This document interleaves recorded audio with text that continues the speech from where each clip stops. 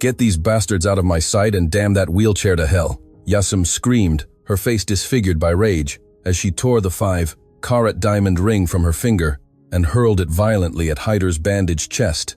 The metal struck him directly on a rib. Haitor didn't flinch. He remained motionless on the enormous bed of Egyptian cotton sheets, his gaze fixed on the woman who, just a week ago, had sworn to love him more than life itself. Now, seeing him prostrate, supposedly unable to walk after his private jet accident, the mask of the perfect wife had shattered in record time.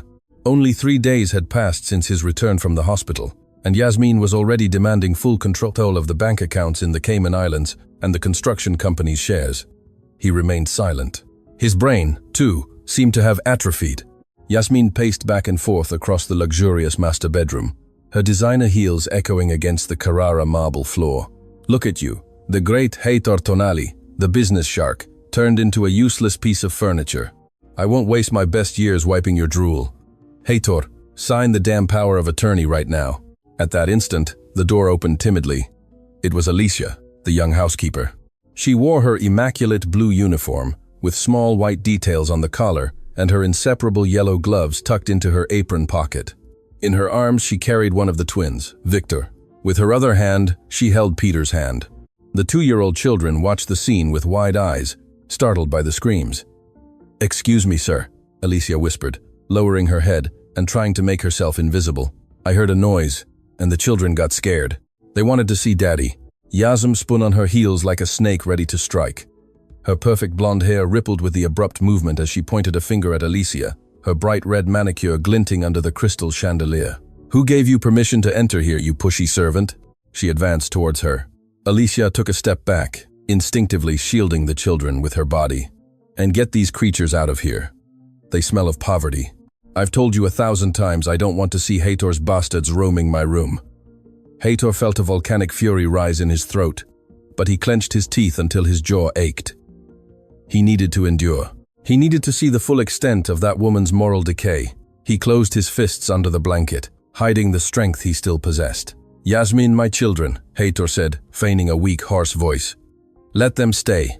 Alicia just looks after them." "Shut up," she interrupted, grabbing a porcelain vase from the bedside table and flinging it against the wall, inches from Alicia's head. The twins burst into tears. "I'm fed up with this house, fed up with these children who aren't even mine, and fed up with you. If you don't sign those papers by tomorrow morning, I swear I'll send you to the cheapest, most miserable nursing home I can find." She pointed at Alicia with absolute contempt. "And this one here, this starving pauper, will be out on the street with her children." Alicia, trembling not for herself but for the children, armed herself with a courage she didn't know she possessed. She lifted her gaze and said in a shaky but firm voice, "Mom, please, mister. Haitor needs rest. If you want to yell at me, yell outside, but respect his pain." The silence that followed was sepulchral. Yasmin's mouth hung open in disbelief. The housekeeper was challenging her. Yasmin let out a cold, humorless laugh. "Respect? You talk to me about respect?" She moved closer to Alicia, invading her personal space, spitting the words in her face. "You're a simple maid. You're here to clean, not to offer opinions. And you, Haitor?" She turned with a sneer. "Look who defends you, your grand empire reduced to this. A housekeeper and 2 crying children. How pathetic." Yasmin walked to the door, but before leaving, she paused and looked at Haitor with a blood-chilling coldness. "Tomorrow, the notary arrives at 9 a.m. If you don't sign, say goodbye to your medical treatment. I'll cancel all payments. Let's see how long you last without your expensive medications." She slammed the door so hard that the window panes vibrated. Alicia let out the breath she had been holding. Her legs faltered, but she held firm for the children. She slowly approached the bed, her eyes full of unshed tears. "Forgive me, Mr. Haitor. I didn't mean to cause trouble," she said, quickly wiping tears from Victor's cheeks. "I just don't like the way she talks to you. You don't deserve that." Haitor looked at the young woman. Unlike Yasmin, who saw only figures and status, Alicia saw the human being. Alicia, who earned minimum wage, who wore the same uniform every day, who cared for his children as if they were her own since their biological mother had died in childbirth. She had more dignity in her pinky finger than Yasmin had in her entire surgically enhanced body. "Don't apologize, Alicia," Haitor said, using his natural tone, before remembering the role he was playing. "Thank you for defending the children. Do you need anything, sir? Water? Should I adjust your pillows?" Heitor nodded slightly. The test had barely begun. He needed to know if Alicia was truly loyal or if she was merely acting out of fear of losing her job. Water, please. My throat is dry. Alicia left the children on the rug, handing them some toys she pulled from her apron to keep them quiet, and rushed to pour water from the crystal carafe. Her movements were quick and efficient. She carefully brought the glass to him, supporting his head as if it were fragile glass. The contact of her hand, rough from hard work yet warm and gentle, contrasted brutally with the cold diamond ring Yasmin had thrown at him minutes earlier. Heitor drank slowly. As he drank, he observed Alicia's worn shoes. She sent almost all her money to her ailing mother in a small rural town in Florida. She never complained, never asked for an advance, and now she had defied the lady of the house for him. "Alicia," he said, returning the glass. "If Yasmin takes everything from me, what would you do?" Alicia looked at him, surprised by the question. "Sir, money comes and goes. My grandmother used to say that a man's wealth isn't in his pockets, but in who stands by him when his pockets are empty." She paused, looking at the twins on the rug. "I would never leave you alone, sir, and I would never abandon the boys, Victor and Peter, even if I had to sell baked goods on the street to feed them." Heitor felt a knot in his throat. This was the answer. This was the truth he sought. But fate, cruel and capricious, was about to put that promise to the test in the most brutal way possible. The door opened again.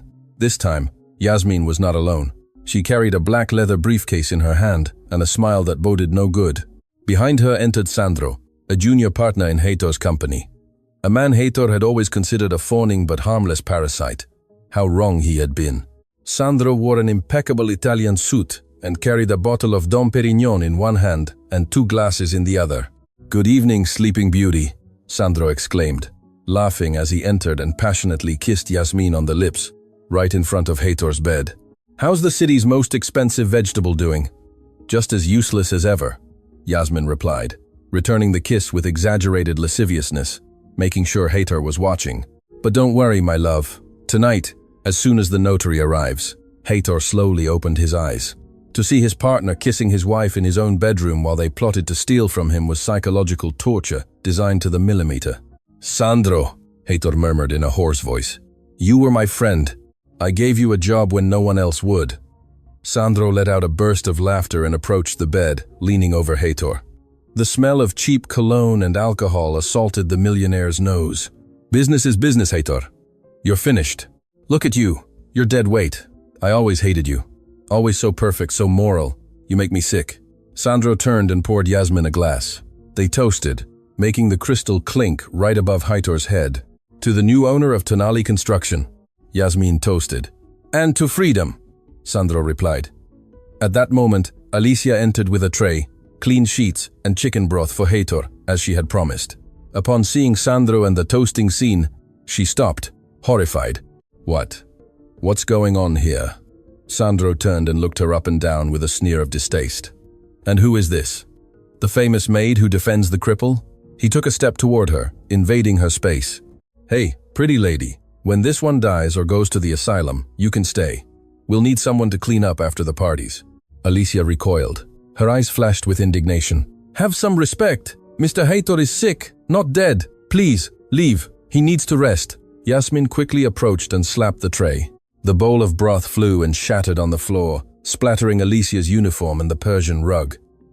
"You don't give orders in my house, you stupid girl.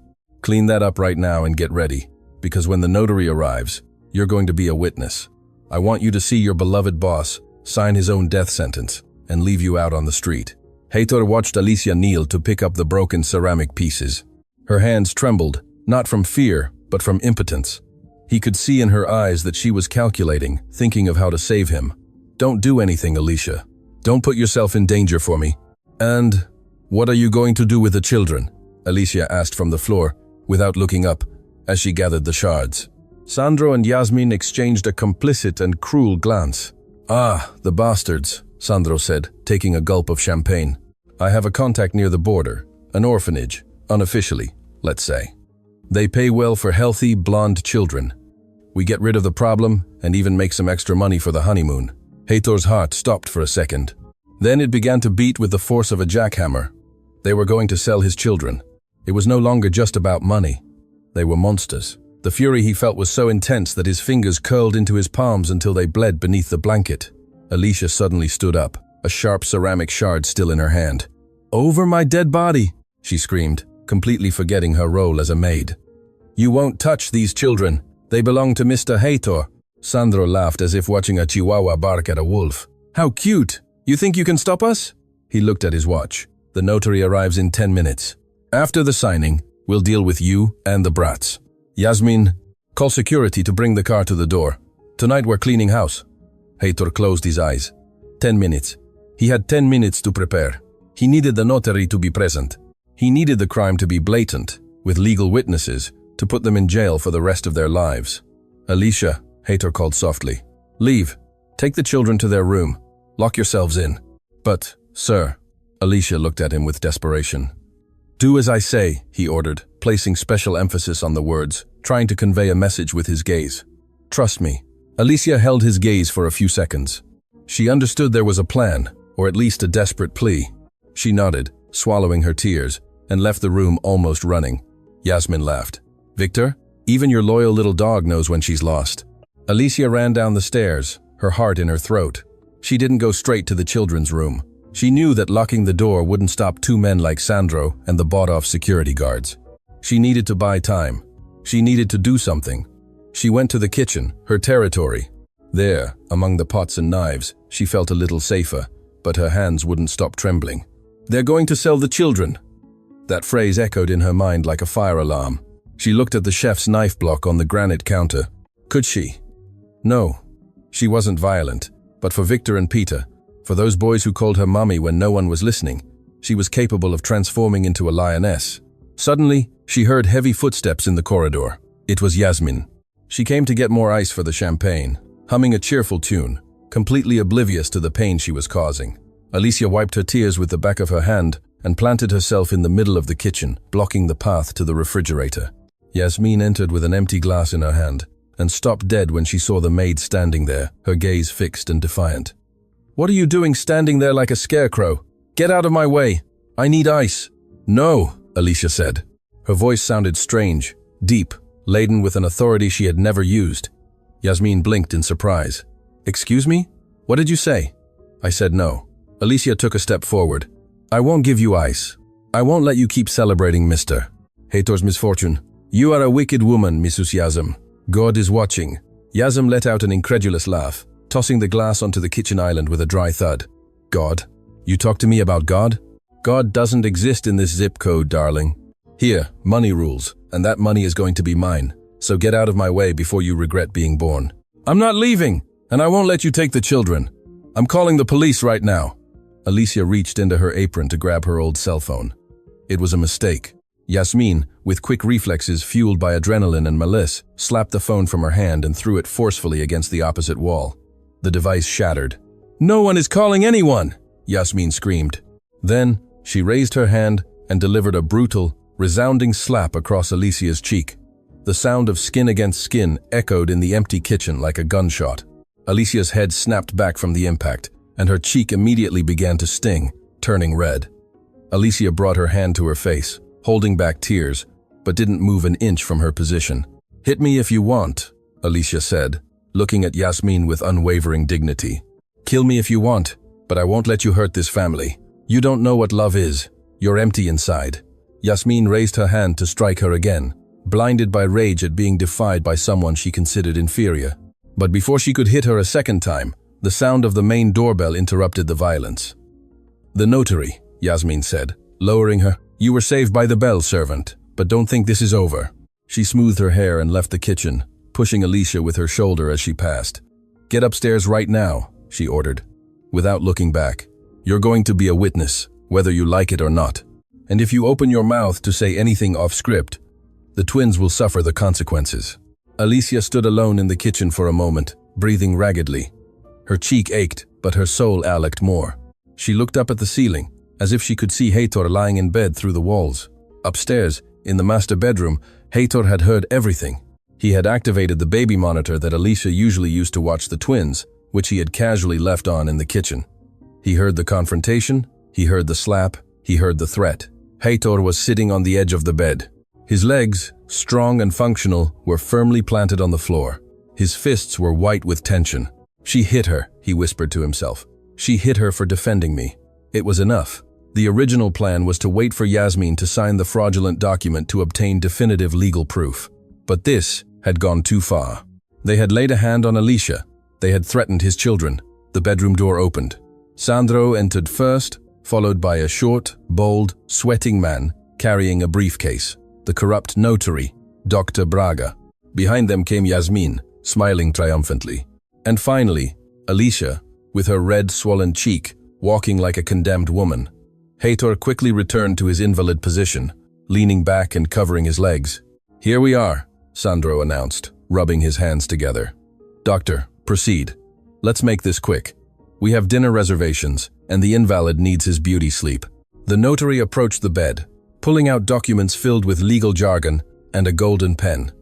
He didn't even look at Heitor. "Mr. Tonali," the notary said in a monotone voice, "I need you to sign here, here, and here. It's a full cession of rights and assets in favor of your wife, Yasmin Tonali, due to your permanent physical and mental incapacity." "I can't move my hand well," Heitor said, buying the last few seconds. "I wanted everyone in the room. I wanted to see their faces." "Don't worry, darling," Yasmin said, approaching with venomous sweetness. "I'll help you." She grabbed Heitor's hand, the hand that had built skyscrapers, and forced the pen between his fingers. Then, she began to press his hand against the paper. "Sign it, Heitor, sign it, and it's all over." "Don't do it, sir," Alicia murmured from the corner of the room. "Shut up," Sandro yelled. The tip of the pen touched the paper. Heitor felt the pressure of Yasmin's hand over his. He felt Sandro's repugnant presence beside him. He felt Alicia's fear, and then he smiled. It was a small, almost imperceptible, but chilling smile. A smile that did not belong to a defeated man. "You're right, Yasmin," Heitor said in his natural, potent, and deep voice, abandoning the hoarse tone of an invalid. "It all ends here." Yasmin froze. Sandro frowned. The notary stopped breathing. Heitor's hand, which was supposedly atrophied, closed around Yasmin's wrist with crushing force. "Let me go! You're hurting me!" Yasmin screamed, pulling her arm in desperation. Heitor abruptly opened his hand, releasing her, as if her skin burned. Yasmin stumbled backward, falling into Sandro's lap, rubbing her wrist, where red marks from her husband's fingers were already beginning to appear. "Are you crazy?" she cried, her eyes wide. "Did you see that? He almost broke my bone. He's an animal. He's dangerous." The notary doctor, Braga, wiped sweat from his brow with a trembling handkerchief. "Mrs. Tonali, if the gentleman refuses to sign and demonstrates aggression, perhaps we should postpone this. The law is clear about coercion." "The law?" Sandro interrupted, standing up and adjusting his suit jacket. "We don't need his signature if we declare him a danger to himself and others. Yasmin, call security. My patience is gone. If he doesn't sign amicably, we'll take him out of here like the trash he is." "Security!" Yasmin yelled into the wall intercom. "Everyone up to the master bedroom now." Seconds later, 4 burly uniformed men entered the room. Leading them was the head of security, Rodriguez, a man Heitor had considered loyal. "Sir, what happened?" Rodriguez asked, looking confused at the scene. Yasmin pointed at Heitor. "Rodriguez, get this man out of my house. He became violent, attacked me, and take the maid and the children out to the street with him." Rodriguez blinked in disbelief, looking at Heitor. "But ma'am, it's Mr. Heitor. It's his house. It's raining heavily outside." "It's no longer his house," Sandro interjected, approaching Rodriguez and stuffing a wad of bills into his shirt pocket. "As of tomorrow, I'm the new administrator. If you want to keep your job, do as I say. Get them out now, or you'll be out on the street too." Rodriguez hesitated. He looked at the money, then at Heitor prostrate on the bed. Greed and fear shone in his eyes. He lowered his gaze. "I'm sorry, Mr. Heitor," Rodriguez murmured. "I have a family to support." Heitor nodded slightly, with a disappointment that weighed more than his feigned paralysis. "Don't worry, Rodriguez. Do what you have to do. But remember this moment well. What followed was a scene of absolute cruelty. The security guards, avoiding eye contact with their former boss, roughly lifted him from the bed. Heitor let his body go limp without offering resistance. They sat him in an old, rusty wheelchair they had brought from the storage room. Alicia ran towards him, trying to cover him with a blanket. "Have mercy!" she cried out as Yasmin laughed. "That blanket is cashmere! Leave it here!" Yasmin ordered. "Don't take anything of value." Alicia, with tears in her eyes, took off her own cheap wool coat and placed it over Heitor's shoulders.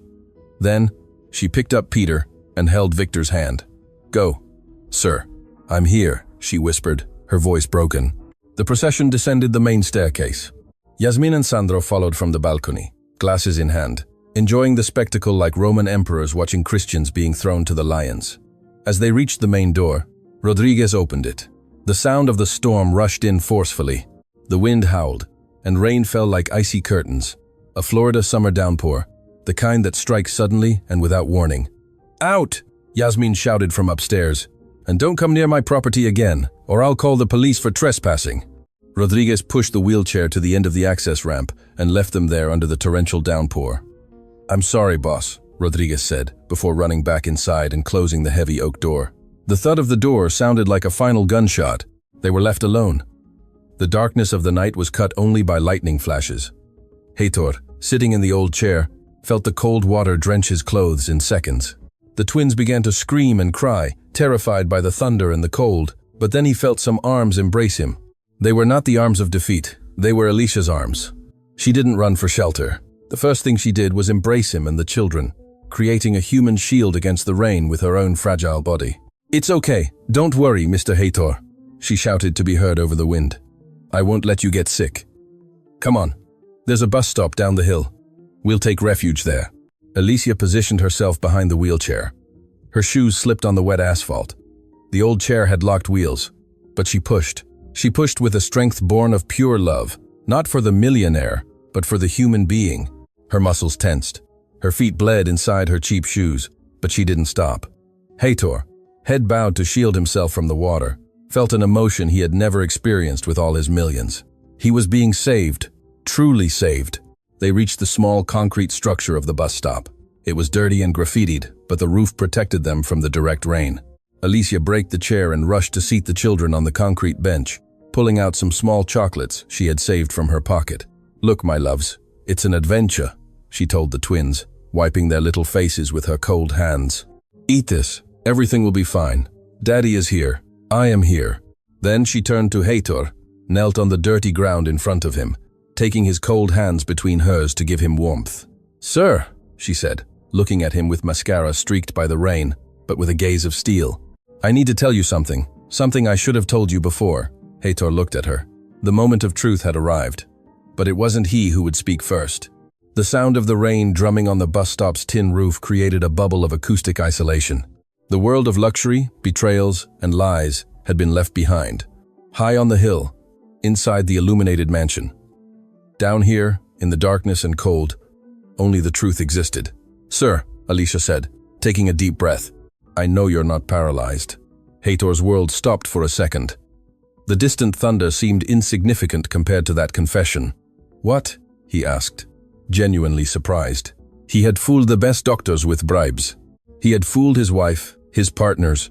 How could she know? "I've known for 3 days, Alicia continued, speaking quickly, as if needing to get the secret off her chest. "The night you returned from the hospital, I entered the room to clean when I thought you were sleeping. I saw you move your legs. I saw you stretch. At first I was startled. I thought it was a miracle. But then I saw you looking at a picture of Mrs. Yasmin with an expression of sadness and calculation." Alicia squeezed his hands tighter. "I understood that you were testing her, that you were looking for something money couldn't buy. The truth. That's why I didn't say anything. That's why I pretended to believe her when she insulted you. That's why I discarded the fake medications you spat into the napkin when you thought no one was watching. I threw them away so she wouldn't find them." Heitor remained silent. He felt a tightness in his chest, but this time it was from pure gratitude. All this time, he thought he was alone in the trenches, observing the enemy, but he wasn't. He had an ally in the shadows, a guardian angel in yellow gloves. "Why?" Heitor asked, his voice hoarse with emotion. "Why didn't you betray me? Yasmin would have paid you a fortune for that information. You could have left, helped your mother." Alicia shook her head. A sad, but dignified, smile appeared on her lips. "Betrayal money is cursed money, sir. It runs out quickly and leaves the soul dirty." She paused, looking at the concrete bench where the twins were eating their chocolates, oblivious to the adult drama. "And it's for them, for the children." Alicia reached inside her clothing, pulling out a hermetically sealed plastic envelope she had kept taped to her skin to protect it from the rain. "A month before your accident, Mrs. Yasmin was talking on the phone. She was drunk. She dropped this. Alicia handed him the envelope. They are the results of a DNA test she had done in secret. Heitor took the envelope with hands that no longer feigned weakness. He opened it under the faint light of the street lamp. It was an official document from a genetic laboratory, a paternity test result. Excluded. Mother, Yasmin Tonali. Father, unknown. Heitor frowned in confusion. I don't understand, Alicia. Victor and Peter are my biological children. My first wife died in childbirth, but I know they are mine. Keep reading, sir, Alicia said softly. Heitor turned the page. There was another document, a maternity test. Maternity result, excluded. Heitor looked up, astonished. These papers are not for Victor and Peter, sir, Alicia explained. They are for a pregnancy, Mrs. Yasmin had 2 years ago, right when the twins were born. She told you she lost the baby, but she didn't. Alicia took a deep breath. The baby was born, but it wasn't yours. It was Sandro's. She gave the child up for illegal adoption so you would never know about the infidelity. Heitor felt nauseous. Yasmin wasn't just ambitious, she was a monster. She had abandoned her own child to maintain her status as a millionaire's wife. I kept this because I knew that one day she would try to hurt you or the children, Alicia said. She hates Victor and Peter because they remind her that she is a mother, but a mother who gave her child away. They are living proof of her moral failure. Sir, she never loved you, never. Heitor put the papers in the inner pocket of his jacket, looked at the woman in front of him, a woman who had nothing, but who had just given him the most powerful weapon in the world, the truth. Heitor leaned forward. For the first time in months, his eyes gleamed with the fire of the Tonali shark, the man who dominated business. But this time, the fire was tempered by infinite tenderness. Alicia, he said, raising a hand to touch her red, swollen cheek. Stand up. She obeyed, confused. Heitor threw the blanket from his legs, placed his feet on the ground, gripped the edges of the wheelchair, and, with a fluid, powerful movement, stood up. His imposing height seemed to fill the small bus stop. Alicia brought her hands to her mouth. Though she already knew he could do this, seeing him erect, strong, imposing, was different. The game is over, Heitor said. I have what I needed. I know who my enemy is. And most importantly, he looked at her with an intensity that left no doubt. I know who my companion is. Heitor took off his jacket, which was dry inside, and placed it over Alicia's shoulders. Sir, what are you going to do? She asked, trembling. We're going back, he said, looking up the hill where the mansion stood like a dark castle. And I'm going to clean my house. But before they could take a step, headlights cut through the darkness. A black sports car sped down the hill and screeched to a halt in front of the bus stop. The window rolled down. It was Sandro. And beside him, Yasmin, with a crazed smile. Look at them! Yasmin shouted, not seeing that Heitor was standing, as he had quickly sat down upon seeing the lights. What a pathetic sight! They look like drowned rats! Sandro laughed. We came back because the notary says, on second thought, he needs a fingerprint, even with external witnesses present, to validate the Emergency Incapacitation Act. Then, Sandro pulled a pistol from the glove compartment. Either you put your finger on it willingly, or I'll put a bullet in the Maid right here, and we'll say it was a robbery. No one will investigate the death of a pauper. Yasmin got out of the car, document in hand, shielding herself from the rain with a designer umbrella. Last chance, Heitor. Si no, or she dies. Alicia stepped between the gun and Heitor, spreading her arms in a cross. No, she cried. Don't touch him. Heitor, seated in the chair, felt his blood boil. It was no longer a chess game. It was war. And they had just made the fatal mistake of threatening the only thing that mattered to him. The rain fell with the force of 1,000 whips on the bus stop's tin roof. Get out of the way, you idiot, Sandro yelled, his eyes bloodshot and alcohol-fueled. I don't have the patience for heroics. If you don't move in 3 seconds, I swear I'll put a hole in your head. Heitor, seated in the wheelchair, felt instinct sharpen every muscle in his body. He calculated the distance. 2 meters. If he leaped now, Sandro might shoot by reflex. The bullet could hit Alicia, or worse, one of the twins who were crying in terror on the cement bench behind her. He needed to wait for their mistake. Don't do this, Alicia cried, her voice choked with tears, but without moving an inch. Her arms remained outstretched, forming a human cross between the gun and Heitor. He'll sign, but lower the gun. Please, there are children here. Please, there are children here. Yasmin, protected under the umbrella, approached Heitor, taking advantage of Alicia being paralyzed by Sandro's gun. Listen to your maid, darling, Yasmin whispered in Heitor's ear, violently grabbing his left hand. She's smarter than you. Now give me that finger. Yasmin pulled an ink pad from her jacket pocket. The rain threatened to ruin everything, so she leaned over him, covering the paper with her body. Sandro, keep the gun steady. Heitor let his hand go limp, lifeless. He needed them to be confident. He needed them to believe he had been defeated. Yasmin pressed Heitor's thumb against the black ink and then, with brute force, stamped it onto the document, resting on the rigid briefcase. It's done! Yasmin cried triumphantly, lifting the sheet to check the impression under the faint light of the street lamp. Perfect. It's all mine. It's ours, Sandro. But in that instant of distraction, while Yasmin celebrated her victory and Sandro lowered his weapon a few inches to look at the paper, Alicia saw her opportunity. She wasn't a fighter. She didn't know martial arts, but she was a mother in every way but blood, and a mother defends. Alicia quickly crouched, scooped up a handful of gravel and mud from the ground, and hurled it with all her strength at Sandro's face. "Aye!" Sandro howled, dropping the gun for a second to bring his hands to his eyes, blinded by the dirt and pain. The pistol fell onto the wet asphalt, sliding towards the street. "The gun! Get the gun, Yasmin!" Sandro yelled, stumbling blindly. Yasmin, reacting purely out of survival instinct, let go of the document, which flew away, carried by the wind and rain into the darkness, and lunged towards the pistol. But Alicia was faster, or at least she tried. She threw herself onto the asphalt, scraping her knees, trying to reach the cold metal before the millionaire's wife. Her fingers brushed the grip. "No!" Yasmin screamed. Furious at having lost the document, Yasmin delivered a brutal kick to Alicia's ribs.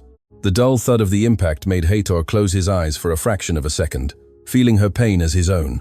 Alicia let out a sharp moan and rolled on the ground, breathless, incapable of reaching the weapon. Yasmin retrieved the pistol, stood up trembling, drenched, with her makeup running, making her look like a diabolical clown. Her hands shook from adrenaline and the cold, which made her even more dangerous. "Ah!"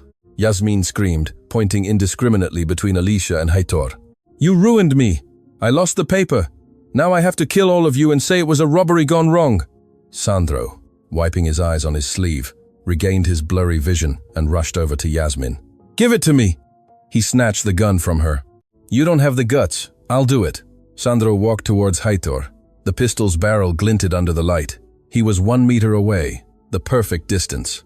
But Sandro didn't point at Heitor. He pointed at the cement bench, at the twins. "If the father suffers, he'll sign faster," Sandro said, with a sadistic smile.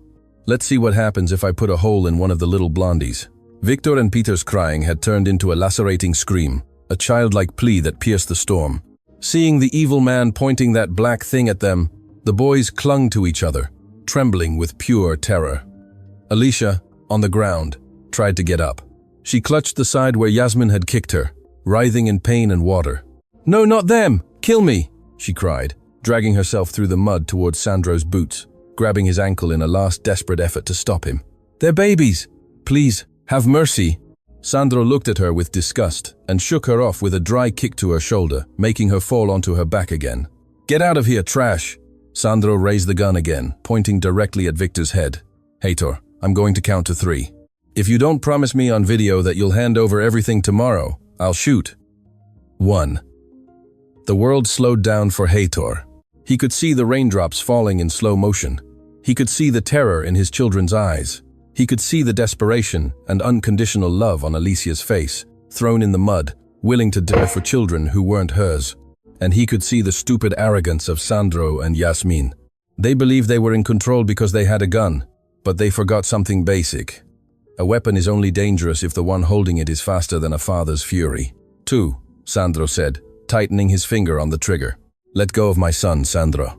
The voice didn't sound like that of a sick man. There were no coughs, weakness, or trembling.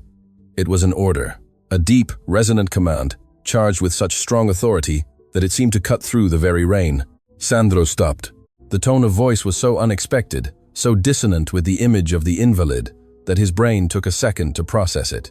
He lowered the gun a few inches, confused, and looked at Heitor. And then, Yasmin saw. She saw how the muscles of Heitor's legs contracted beneath the wet fabric of his trousers. She knew that voice. It was the voice Heitor used in board meetings before destroying a rival company. It was the voice of the shark. Heitor slowly lifted his head. Water streamed down his face. washing away the facade of weakness, revealing eyes that burned with a lethal fire. "And if you ever point that weapon at my children again, I will rip your arm off and beat you with it until you stop breathing." The silence that followed was sepulchral. Only the wind could be heard. Sandro let out a nervous laugh, trying to regain control. "Wow, how scary." The vegetable learned to bark. "What are you going to hit me with? Your dead legs?" Sandro raised the gun again, now pointing it at Heitor's face. "Shut up and die with dignity, you miserable wretch." "Heitor," Yasmin whispered, taking a step back. She had seen something. "Goodbye, Heitor," Sandro said. But before he could shoot, the impossible happened. Heitor didn't try to roll the chair. Heitor didn't cover himself. Heitor exploded upwards. It was a movement so fast, so potent, and so violent that it seemed like a special effect. The wheelchair shot backward from the force of the impulse. Heitor stood up in a fraction of a second, closing the meter of distance that separated him from Sandro like a lightning bolt. "What?" was the only thing Sandro managed to scream. Heitor's right hand gripped the pistol's barrel, deflecting it upwards, just as it fired. Bang! The shot broke the street lamp, plunging the scene into a dim light, illuminated only by the lightning. But the action didn't stop. With his left hand, Heitor grabbed Sandro by the throat. The impact was brutal. Heitor lifted Sandro, an 80 kilograms man, off the ground as if he were a rag doll, his feet dangling in the air as he choked. Yasmin screamed a shriek of pure horror as she watched the paralytic turn into a titan of fury. Alicia, on the ground, covered her mouth with her hands, crying, but this time from relief. Heitor squeezed Sandro's throat, looking him directly in the eyes, while the other man thrashed uselessly and dropped the weapon, which clattered onto the asphalt with a metallic thud. "I told you," Heitor snarled, bringing his face close to Sandro's. "Not to touch my family." With a dry movement, Heitor hurled Sandro against the concrete structure of the bus stop. The blow was blunt and forceful. Sandro fell to the ground, groaning, unable to get up, completely neutralized by pain and shock. Heitor stood there under the storm, tall, powerful, relentless, and slowly turned to Yasmin. She was paralyzed, trembling uncontrollably, water streaming down her ruined designer dress. She looked at Heitor's legs as if seeing a ghost. You walk," Yasmin stammered, backing away until she hit the sports car. "You lied to me." Heitor took a step towards her, a firm, confident, heavy step, then another. "I lied," Heitor said with terrifying calm. "You betrayed me. You sold your own child. You tried to rob me." He pointed at Alicia. "And you hit the only woman in this city who's worth anything." Heitor reached Yasmin, who fell to her knees, sobbing, not out of repentance, but from the terror of knowing that her life of luxury had ended at that exact instant. "Heitor, my love, wait, I can explain. Sandro forced me. I love you." Yasmin began to plead, reaching out to him. Heitor looked down at her with the indifference one reserves for an insect, but before replying, he turned away. His priority wasn't revenge. It was Alicia. He walked to Alicia, knelt in the mud, without caring about his suit, and helped her sit up. "Are you okay?" he asked, his voice returning to its soft human tone. Alicia nodded, crying, touching his arm to make sure it was real. "Sir, you walked. You saved us." "No, Alicia," Heitor said, wiping a tear from her cheek with his thumb. "You saved us. Now, let me finish this." Heitor stood up again and pulled his miraculously dry cell phone from his pocket. He dialed a number. "Detective, this is Heitor Tonali. Yes, the rumors of my paralysis were exaggerated. I need patrol cars at my location. I have 2 assailants detained for attempted murder, fraud, and assault on minors, and call an ambulance." He hung up and looked at Yasmin and Sandro, who was groaning on the ground. "Start praying," Heitor said, "because jail will be paradise compared to what my lawyers will do to you." Sirens howled in the distance, approaching like a pack of hungry wolves through the storm. For Yasmin and Sandro, they were the announcement of the end. For Alicia, they sounded like a celestial choir. They all left in the ambulance. Heitor, Alicia, and the twins headed towards Cedar Sinai Medical Center. As the vehicle sped away from the rain and darkness, Heitor looked at Alicia. She was pale, bruised, but she smiled at seeing the children safe. "Alicia," Heitor said, as the paramedic wrapped bandages around his torso, "rest now. Tomorrow, when we leave here, you will return home, and you will enter through the front door, not as a maid, but as its mistress." Alicia looked at him, confused and emotional. "Sir, I don't want to be mistress of anything. I just want you and the boys to be well. Precisely, he replied. Because you are the only one who wants nothing. You are the one who deserves everything. The next morning dawned with a radiant glow, as if the previous night's storm had washed away the city's wickedness. But inside the sprawling estate in the exclusive community, the atmosphere was funereal. Rodriguez, the head of security, paced nervously across the marble foyer. He had tried to call Yasmin and Sandro all night, but no one answered. Rumors said the police had been on the road, but there was no confirmation. They must have gone to celebrate and turned off their phones, one of the young security guards said, trying to reassure himself. The boss, the former boss, the invalid, surely died of cold or is in some shelter. We did what they asked. They'll give us the bonus, and that's that. At that moment, the large iron gate of the main entrance slowly opened. It wasn't Sandro's sports car that entered. It was a black armored limousine, followed by 2 police cruisers. Rodriguez felt a knot in his stomach. The car stopped in front of the grand staircase. The chauffeur rushed to open the rear door. First, the children descended, running and laughing in new clothes, toys in hand. Then Alicia stepped out. She no longer wore the maid's uniform. She wore a beautiful, simple cream-colored dress that Heitor had arranged to be brought to the hospital. Although she walked with difficulty due to the bandages on her ribs, she carried her head high. And finally, he descended. Rodriguez felt his legs buckle. Heitor Tonali stepped out of the car, walking without a wheelchair, without a cane, in an impeccable custom-tailored gray suit and dark sunglasses that concealed his eyes, but not his resolute expression. Heitor ascended the staircase with firm steps. The security guards, the very same men who had carried him like a sack of potatoes the night before, instinctively recoiled, lowering their heads. "Good morning, Rodriguez," Heitor said upon reaching the door, taking off his sunglasses. His eyes were 2 glaciers. "Mr. Tonali," Rodriguez stammered, white as paper.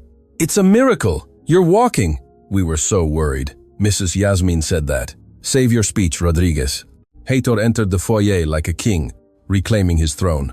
"I know exactly what you did, and I know for how much. $30,000. That was the price of your loyalty, after 10 years of service." Heitor walked to the center of the hall, where the entire household staff had gathered.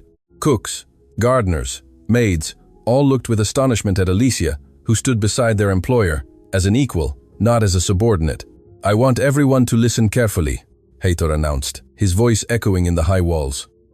"Mrs. Yasmin and Mr. Sandro Castillo are currently in preventative detention, accused of multiple serious crimes.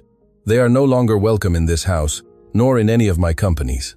If any of you have contact with them, you will be considered an accomplice." A murmur of shock swept through the room. "As for you, Rodriguez," Heitor pointed at the former head of security and 3 of the guards, "you have 5 minutes to gather your personal belongings and leave my property." Rodriguez fell to his knees, crying, "Sir, please, I have children. They forced me. They said you were crazy." "You had a choice," Heitor said relentlessly. "You could have defended me. You could have called the police. You could have done the right thing. But you chose easy money." Heitor approached Rodriguez and lowered his voice to a dangerous whisper. "You let my children be thrown out into the rain in the middle of the night. That I do not forgive. Get out." The police officers who had entered escorted the guards out of the mansion. Silence reigned again. Heitor turned to the rest of the staff, who trembled with fear, expecting to be fired as well. "The rest of you," Heitor said, looking at the cooks who used to mock Alicia and the maids who made her work double shifts. "I know many of you here treated Alicia poorly. I know you laughed at her. I know you called her names when I wasn't around." The women lowered their heads in shame. "Alicia," Heitor said, turning to her, "you have the last word. They were cruel to you. If you want them gone, they'll all leave right now, and I'll hire a new team. You decide." All eyes turned to Alicia. She held the power of revenge in her hands. She could return every insult, every act of contempt. Alicia looked at the older cooks, who needed their jobs. She looked at the young maids who merely followed Yasmin's lead out of fear. "Mr. Heitor," Alicia said softly, "fear makes people do ugly things. They were afraid of Mrs. Yasmin. They aren't bad people, they are fragile. If they promise to treat everyone with respect from now on, I think they deserve a second chance." "You don't repay evil with evil," Heitor smiled. It was the answer he had expected. And yet, the magnitude of her nobility surprised him. "Did you hear the lady?" Heitor said. "Lady?" one of the maids asked, confused. "Yes," Heitor affirmed. taking Alicia's hand in front of everyone. As of today, Alicia is not a maid. She is the general administrator of this house and the legal guardian of my children. And anyone who disrespects her, disrespects me. Understood? Yes, sir. Yes, Mrs. Alicia. They all answered in unison. Excellent. Now everyone to work. I want this house cleaned of every trace of Yasmin by noon. Burn her clothes, donate her shoes, I don't care. I don't want to see any photos. Heitor led Alicia and the children to the main living room. They sat on the enormous sofa. Heitor turned on the giant screen on the wall. There's something else you need to see, Alicia. While we were at the hospital, my digital security team recovered this from Sandro's hidden office cameras. A grainy video appeared on the screen. Yasmin and Sandro were seen toasting weeks ago. Once the idiot signs, we send him to the asylum and sell the twins, Yasmin said on the screen. I've already spoken with the buyer near the border. They pay $50,000 for each. They're blonde. They fetch a good price. Alicia brought her hands to her mouth, horrified. My God, it was true. Everything was true. Yes, Heitor said, turning off the screen. But there's something else you don't know. Something I discovered this morning while reviewing Yasmin's files as you slept. Heitor pulled out a folder. Alicia, you told me you cared for the twins because you loved them, but you never told me why you came to work in this house 2 years ago, right after losing your own daughter. Alicia stiffened. Her face lost all color. Sir, that's private. My little girl died at birth. I came here to forget, to give my love to other children. Are you sure she died? Heitor asked with strange intensity. They told me she was stillborn. They wouldn't let me see her. They said it was better that way. Alicia began to cry, remembering the trauma. Heitor opened the folder. Yasmin used the same clandestine clinic for her arrangements as the community maternity ward where you gave birth. The records are cross-referenced, Alicia. Yasmin didn't have a baby that she gave up for adoption. Yasmin was never pregnant 2 years ago. She faked the pregnancy with padding to trap me. I don't understand, Alicia whispered. But she needed a baby to show me when the time was right. So she paid the doctors at your maternity ward to tell you your daughter had died. The silence in the room was so dense, it could be cut with a knife. Alicia stood up, trembling violently. What? What are you saying? Yasmin stole your daughter, brought her here, presented her as hers for a few weeks, but the girl didn't resemble her. She was dark-haired like you. Yasmin became afraid I would suspect, so she got rid of her, sent her to an orphanage in the rural area. Heitor pulled a photo from the folder, a current picture of a 2-year-old girl in an orphanage. She had Alicia's same large, expressive eyes. Your daughter is alive, Alicia, and I know where she is. The word alive hovered in the mansion's charged air, heavier than any rosewood furniture, brighter than any crystal chandelier. Alicia stared at the photograph in Heitor's hands, and the world around her began to spin wildly. Her knees gave out. Heitor dropped the folder and caught her before she touched the floor. Alicia, breathe, he ordered, gently shaking her. She clung to his lapels, digging her fingers into the fabric, desperate. Her eyes searched his face for any sign that it was a lie, a mistake, anything, rather than a cruel hope that could kill her if it proved false. Don't play with me, sir.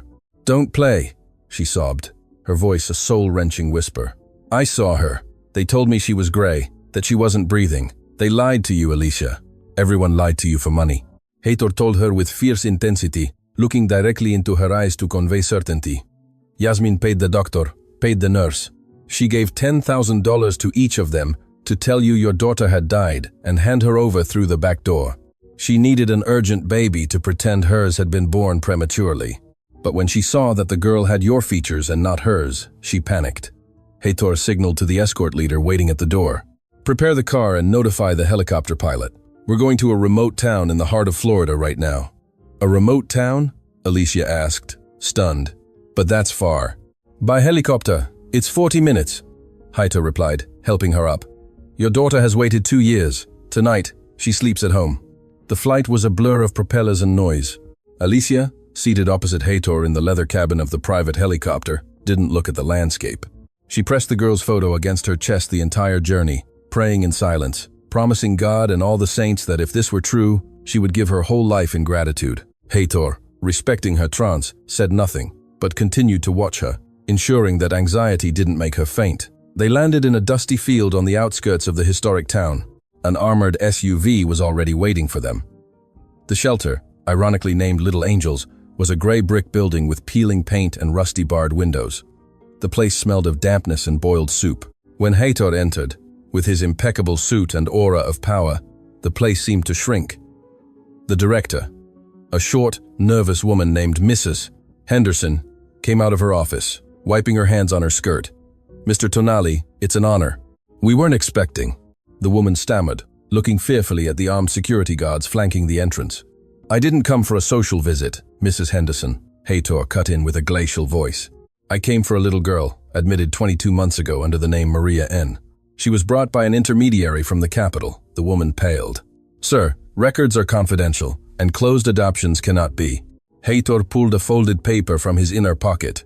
It wasn't a judicial order, it was something faster, a check. "This is a donation to renovate this entire building, buy new beds, and provide quality food for all these children for 5 years. He paused. "Or, I can call the state governor, who is my friend, right now and ask him to send a fiscal and sanitary audit here. I'm sure they'll find many irregularities." Heitor put away the check and pulled out his cell phone. "You choose, help or jail." The director swallowed loudly. "Corridor 3, last room on the right." She paused. "We named her Jade because she always smiles, even though no one visits her." Alicia didn't wait any longer. Upon hearing the location, she ran. She forgot the pain in her ribs, forgot the protocol. She ran down the dark corridor, where the cries of several babies created a symphony of sorrow. She reached the last door. It was a har. Inside, in a room with 6 metal cribs, a small girl, about 2 years old, sat on the floor, on a worn rug, playing with a solitary wooden block. She had dark, curly hair, disheveled, and wore a dress that was too big for her. Alicia stopped at the doorframe. Her breath caught. Her heart beat so hard her ears ached. The girl looked up. She had enormous, dark, deep eyes, the same eyes Alicia saw in the mirror every morning. She had a small star-shaped birthmark on her neck, identical to Alicia's mother's. "Mama!" the girl babbled, though she couldn't possibly know who this woman was. Perhaps she called all women who entered that, hoping one might be. Alicia let out a muffled cry, a guttural sound of pure pain and love, and dropped to her knees. "My love, my life, you're alive." The girl, initially startled by the cry, became quiet. Alicia crawled closer and enveloped her in her arms. The contact was electric. The girl smelled Alicia's scent, neutral soap and tears, and by a primal instinct that science cannot explain, she immediately relaxed. Her small hands clung to Alicia's neck. "Jade, my Jade," Alicia cried, kissing her face, her hands, her feet, checking that she was whole, that she was real. "Forgive me, my love. Forgive me for not knowing. Mama is here. Mama came for you." Heitor watched from the doorway, his eyes welling up. He had closed deals worth billions, he had bought islands, he had won impossible lawsuits, but nothing, absolutely nothing, compared to the victory of seeing that mother recover the piece of her soul that had been stolen. He slowly approached and knelt beside them. "Helena," he said softly, "it's time to go. Victor and Peter are waiting for their little sister." Alicia looked up, her face bathed in tears, but with a smile that illuminated the gloomy room. "Thank you," she whispered. "I owe you my life, sir." "You owe me nothing," he replied, gently stroking little Jade's head. "We are family, and family takes care of each other." The departure from the shelter was triumphant. Alicia carried Jade as if she were a solid gold trophy. The girl, clinging to her biological mother, looked at everything with curiosity, feeling safe for the first time in her short life. When they boarded the helicopter to return, Jade fell asleep in Alicia's lap within minutes. Heitor looked at Alicia through the cabin. "Tomorrow, my lawyers will start the process to change her name on the birth certificate. And yours too, if you wish." "Mine?" Alicia asked. "Yes. I think Alicia Tonali sounds very good." Alicia blushed, lowering her gaze to her daughter. "Sir, don't say such things. I'm not speaking idly. Yasmin signed the divorce months ago in a document she believed was a life insurance policy. Only my signature is missing. And when that woman is behind bars forever, I will need a partner, someone I trust blindly, someone who loves my children as if they were her own." Heitor held her gaze. "But before thinking about the future, we need to close the past. There's one stop I need to make tomorrow, and I want you to come with me. She needs to see you. She needs to see that she didn't win."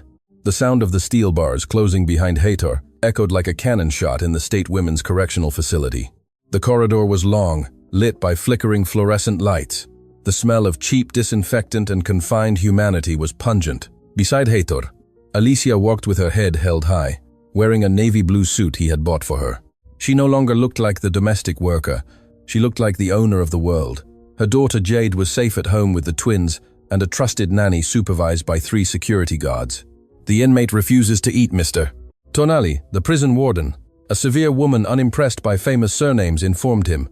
She says the food is rat poison and demands to speak with her lawyer every 5 minutes, but her lawyer resigned this morning when he saw the DNA evidence and the videos. Doesn't surprise me, Heitor said without stopping. Yasmin always had a talent for alienating people. They arrived at the special visitation room. It wasn't the common area with telephones and glass. It was a small interrogation room with a metal table bolted to the floor and 3 chairs. Yasmin was already there, handcuffed to the table. The image was striking. The queen of society, the woman who spent fortunes on facial creams, was unrecognizable. She wore the standard gray uniform, which hung loose and rough on her. Her blonde hair, always perfect, was greasy and matted.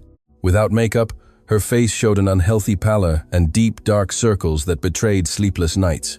Her nails, once long and sculpted, were broken. When the door opened and she saw Heitor enter, her eyes lit up with a spark of delirious hope. "Heitor, my love," she chirped, trying to stand, but the chains prevented her. "I knew you'd come. Get me out of here. It's a terrible mistake. Look how they've left me. They made me take cold showers." Then, her gaze fell on Alicia, standing beside Heitor. Yasmin's smile transformed into a grimace of pure hatred. "What is she doing here? You brought the maid to see me like this? Is that it? Do you find it amusing to humiliate me?" Heitor sat down opposite her with absolute calm. Alicia remained standing to his right like a statue of justice. "Alicia is not here as a maid, Yasmin," Heitor said in a soft voice. "She is here as a victim, and as a mother." Yasmin let out a nervous laugh. "Mother? Please, don't start with the dead girl melodrama." "She's not dead," Alicia interrupted. Her voice was firm, resonant. For the first time, she looked at Yasmin not with fear, but with deep pity. "I found her, Yasmin. I found my Jade, in the shelter where you threw her away like trash." The color drained from Yasmin's face. She opened her mouth, but no sound came out. That was the piece of the puzzle she thought they would never find. Kidnapping a minor and falsifying medical documents were unbailable federal offenses. "We have the testimonies of the doctor, the nurse, and the shelter director," Heitor continued, pulling out a copy of the records and placing them on the table. Everyone sang, "Yasmin." As soon as partial immunity was offered in exchange for your name, they tripped over themselves to be the first to implicate you.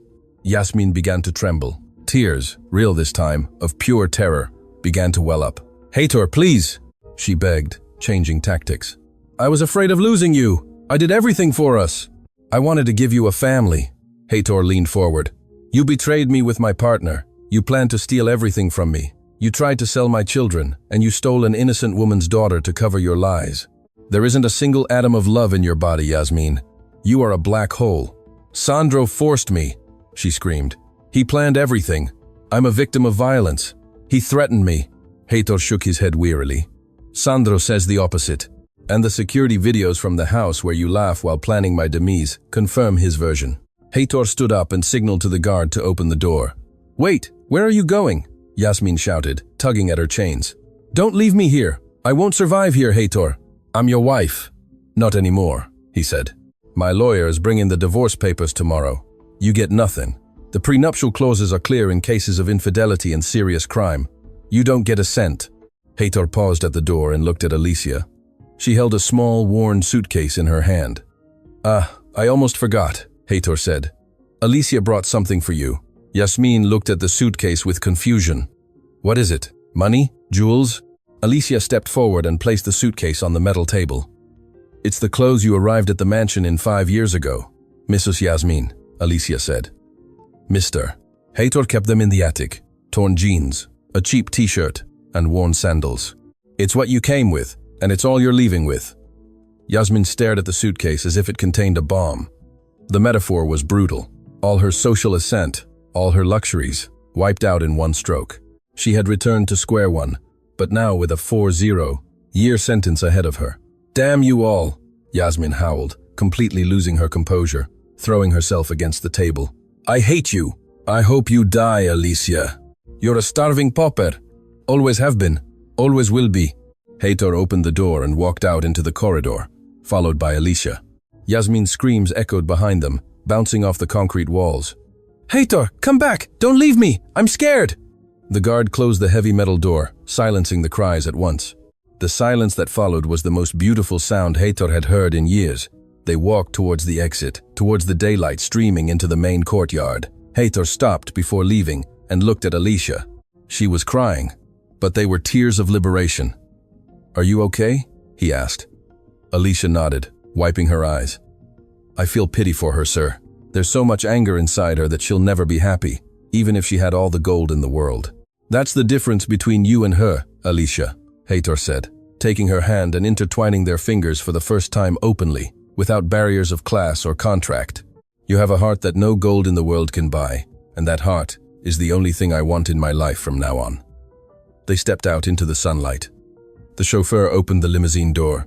"To the house, Mr. Tonali?" he asked. Heitor looked at Alicia, then at the horizon. "Yes, to the house.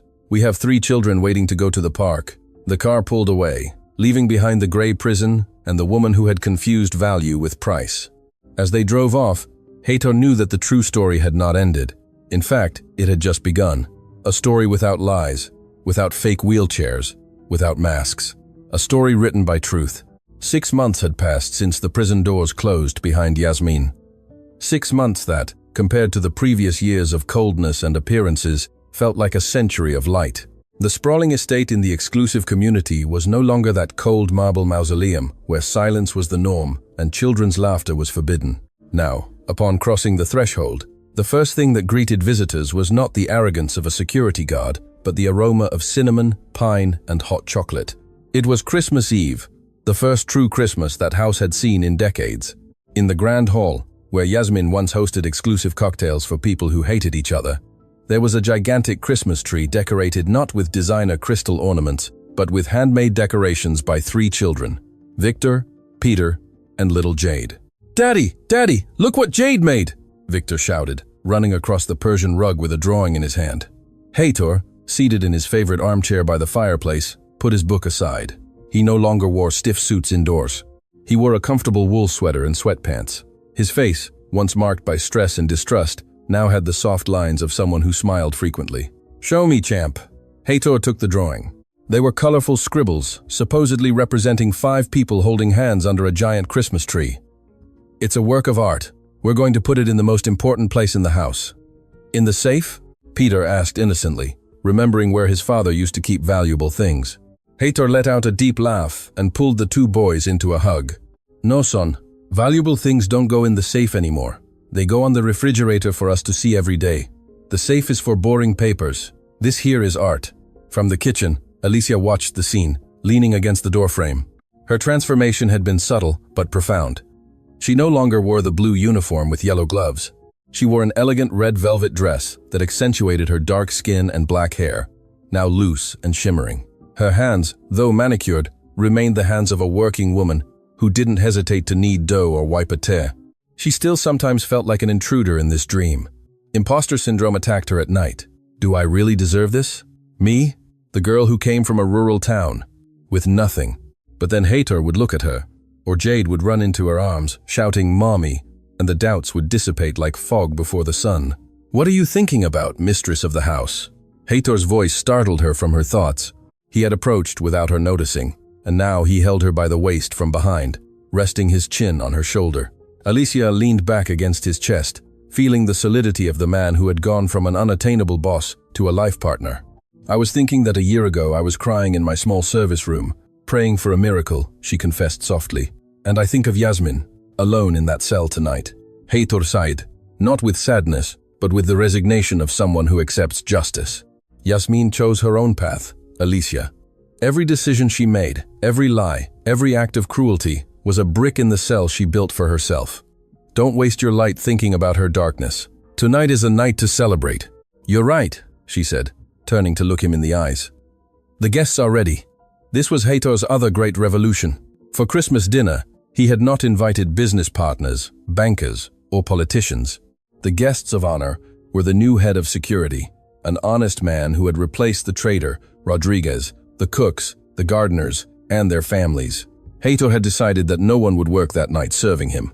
That night, everyone would sit at the same table. The dinner was a wonderful chaos.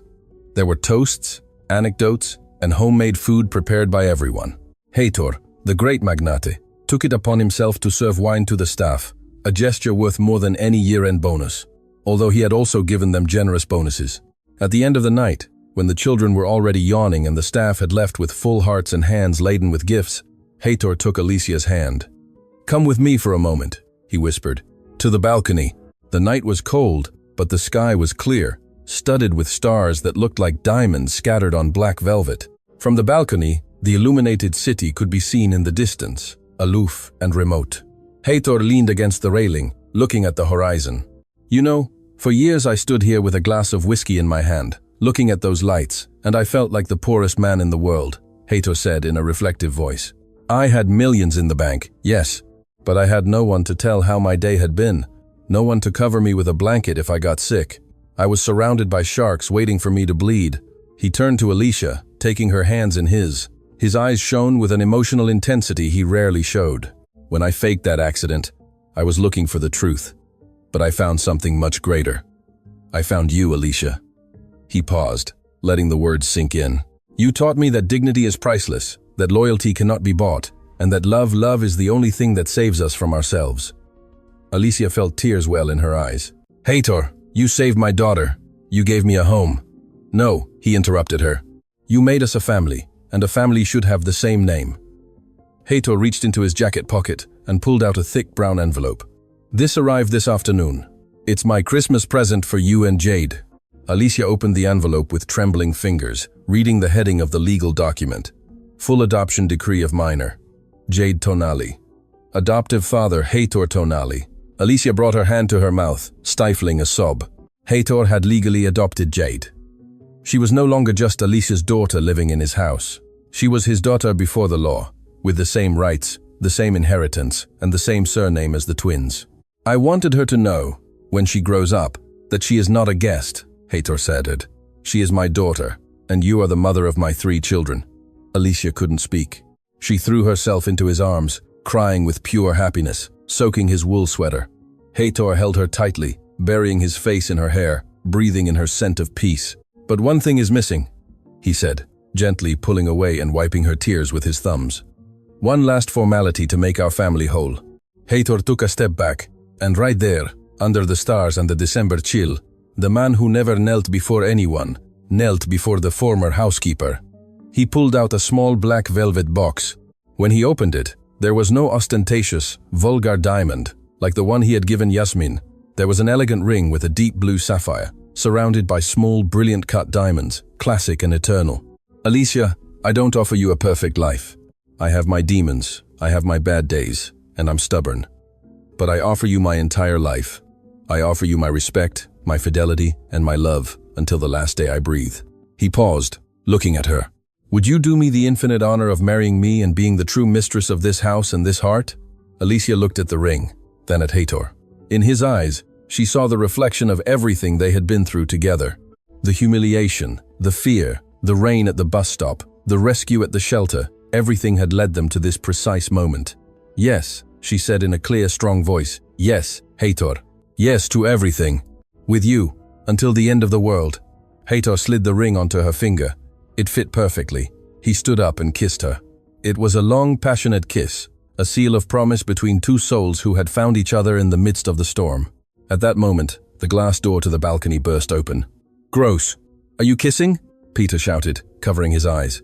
"How disgusting," Victor added, laughing. "Kiss, kiss," Jade clapped, jumping.